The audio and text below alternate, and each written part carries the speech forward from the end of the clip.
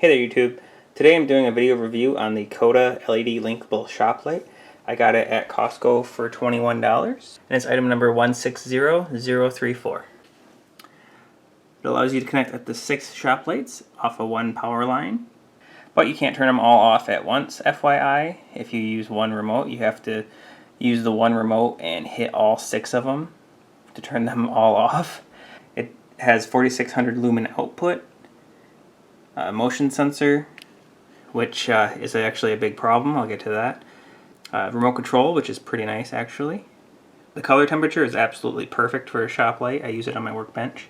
It says it will last 50,000 hours and that it uses 48 watts of LED power. Yeah, but there's just one problem with the light. It kills your 5 gigahertz Wi-Fi. So that's wireless AC, wireless AX, if it's at 5 gigahertz. I noticed as soon as I hooked this light up and hung it, my internet just was acting all kinds of weird. Watch what happens to the pings when I plug in the light.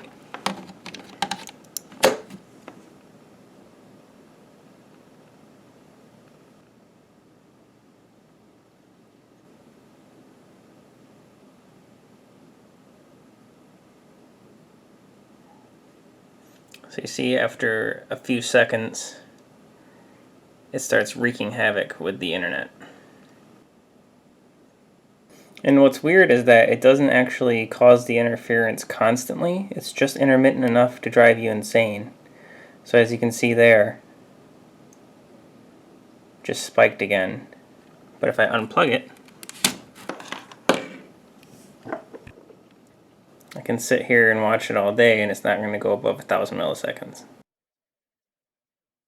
This really sucked because I went and I sat down to try to watch a movie and my Fire TV kept disconnecting just randomly and I couldn't get the show started for the life of me. So this stupid thing was causing all of my headaches. And you can see they even reference it in the manual in the troubleshooting section. And they tell you, oh, just disable all channels between 149 and 165, which is half the available 5 gigahertz channels for Wi-Fi. So per my kilowatt on the highest setting with all features on, it's at 46.8, pretty steady. I seen it spike to 47 once. If I put it on the lowest setting,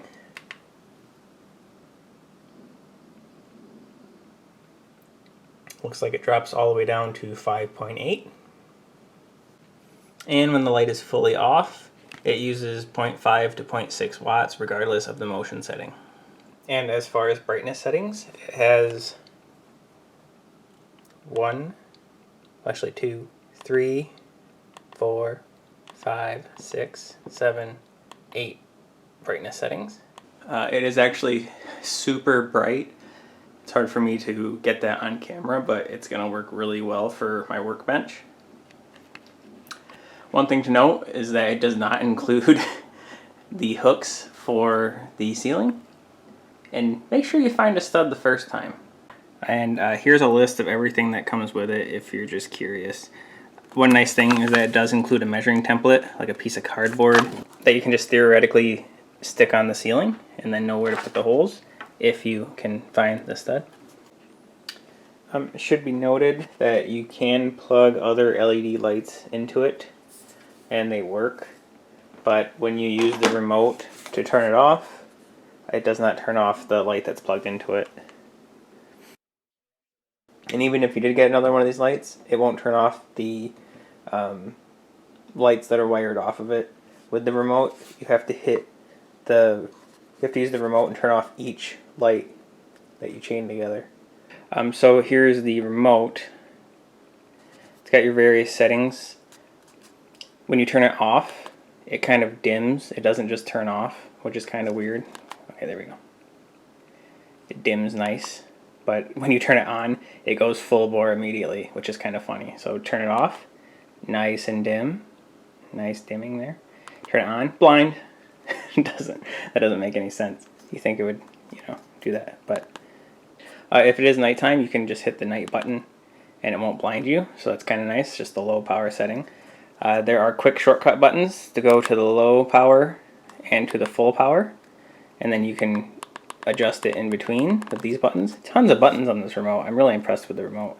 So you can set the time until it turns off with no motion, and then you can set the time for when it dims with no motion separately. So you can have it dim and then turn off.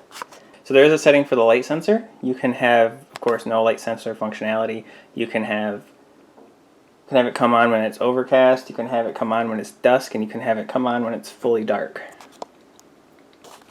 And here's the sensitivity of the motion sensor, going from closest setting to farthest reaching sensor setting. One thing I do like is whenever you press a button for setting on the remote, the light will dim to let you know that it received the signal. That's pretty nice. One thing that's pretty cool too is it does come with a remote cradle and adhesive for the remote cradle to stick to the wall, and the remote sits in there all nice. One cool setting that it has is you can set it to dim, not turn off, but just dim when it doesn't sense motion, and that's kind of nice for security. There's also a mode to turn them completely off, and there's also a mode to disable the motion and light sensor. However, I will note disabling the motion and light sensor does not stop it from killing your Wi-Fi. The Wi-Fi chip is right here under the chain, and if I pull out my handy dandy little RF meter here, you'll see that if I go right here, nothing. I'm going to go over to where the Wi-Fi chip is.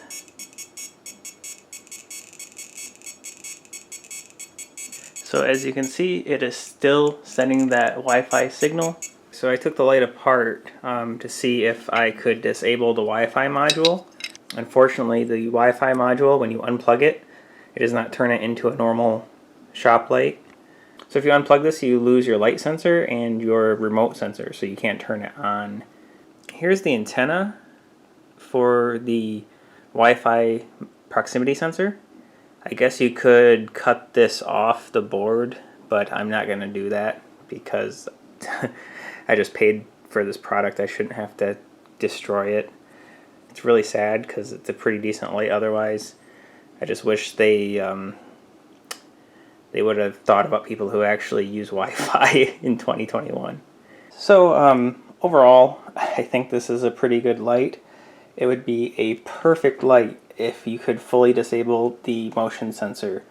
But unfortunately, even if you disable it per the manual, it is still sending out that 5 gigahertz Wi-Fi broadcast and using, I believe, Doppler to detect motion, which is wreaking havoc on my Wi-Fi. So I would still recommend you buy it, try it out, see if it affects your Wi-Fi, if you need a shop light, but just don't be surprised if it causes issues. Thanks for watching.